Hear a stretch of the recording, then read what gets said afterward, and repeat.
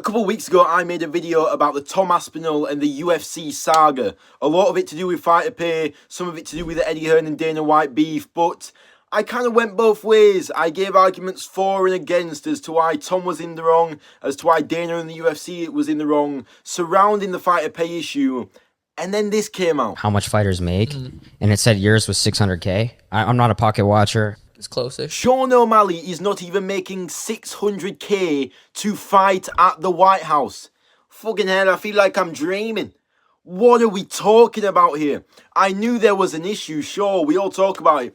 600K for Sean O'Malley is absolutely abysmal. Sean O'Malley is one of the biggest names in combat sports as a whole. If he was an equivalent boxing name, he'd be making 8 figures, and yet we've got him making less than $1 million.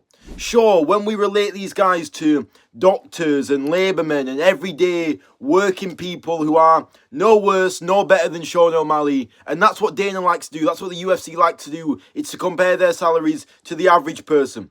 But they're not. It's not the same as the average person. They are in the top 1% of their field, especially as Sean O'Malley, who is a former UFC champion and still a top contender to this day. He is in the top 0.00001% of his field. And for any single industry, if you reach that status in your industry, you are a 7-figure person without question, without doubt. There's no... How is that possible? How is that possible that Sean O'Malley is only making 600K to fight? At the White House. At the White House. What? I started really grinding UFC content about 7 months ago. I love the UFC. I love the product they put on. I hope to one day meet UFC fighters and maybe even Dana White. So me trashing the company has no incentive for me. There's no reason for me to do it other than I feel like I'm saying the right things. Sean O'Malley's been taken advantage of. He's been taken down the back alley. Dana's unzipped his trousers and I dread to think, I know Sean O'Malley mentioned the championship boost where you get more when you are the champion. So I think these champions are safe. But when I look back, I think about a DJ. What must a DJ have been making? Could you imagine if DJ would have took a fight after losing the title? How little? He would have been on less than 100K. Sean O'Malley is no joke, no doubt. There's no question one of the 5 biggest names in the sport. Yes, he does not currently hold a title, but when he fights, people watch. Sure, his last 2 outings, he's not been top of the bill, even though he could be. There have been bigger stars above him in the card, but it's when you think of the UFC, there's only so many names you think of before you think of Sean O'Malley. He should be a late 7-figure guy, potentially an 8-figure guy, and he's fighting for $500,000. It's not like he's been done dirty. It's not like he can't afford to feed his children. He's got many other sponsorship opportunities. He's got doing well, but to think how much these boxers make, to think how much Conor Benn made with Zuffa Boxing, to think how much Rico Verhoeven must have made fighting at the Pyramids against Alexander Usyk.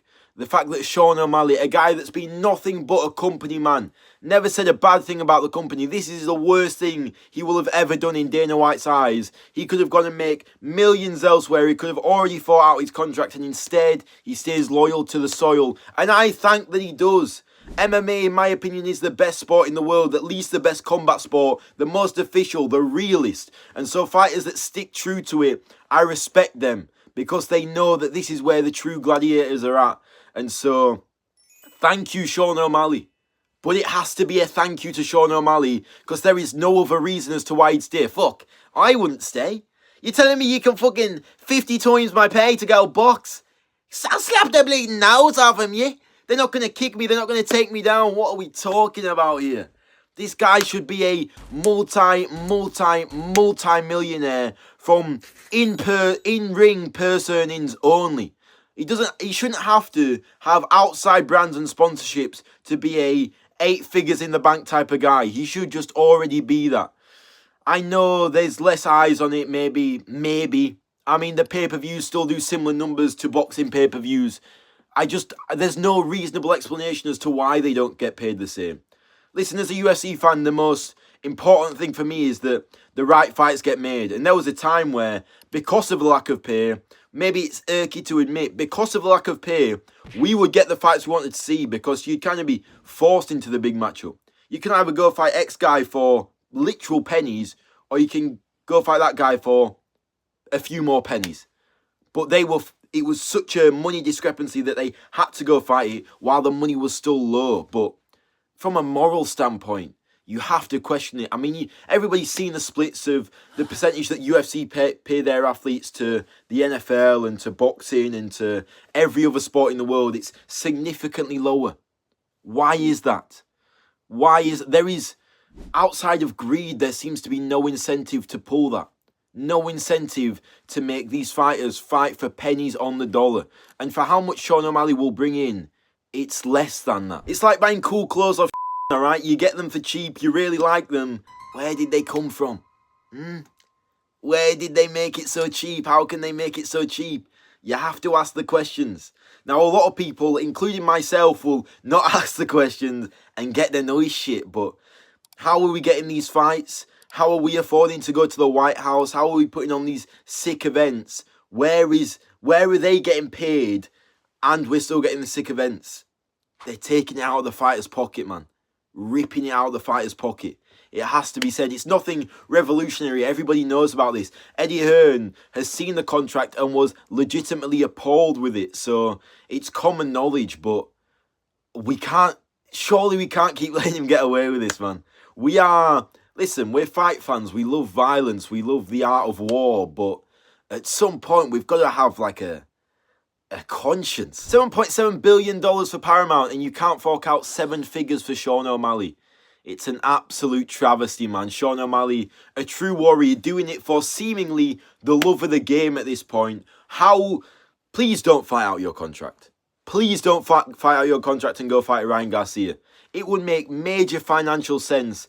Please do not do that. And while we haven't seen him in half a decade, it gives me more respect for a Conor McGregor. There is no incentive for Conor McGregor to come back and fight. Absolutely none. He's definitely taking a pay cut no matter what he gets paid. And these guys at the top that have the massive names, the entertaining fight style, and already the social media presence, that are still taking fights in the UFC, thank you. Thank you, because you don't need to. You could have been fought out of that contract. So how do we stop this travesty from taking place? We'll boycott the event. No. I'm not gonna, you're not gonna. I'm in love with the UFC product. I love mixed martial arts, so how does it stop? There has to be some sort of stand, but from who, from when, how? There has to be some sort of Ali act. How Dana White can just be in control of every single factor. There's no incentive to get these fighters paid, and I think that's what Eddie Hearn has been preaching recently. Let me know what you think of it. Let me know what you think should happen, and leave your suggestions for how we fix it in the comments below. Thank you for watching. Please like and subscribe for more.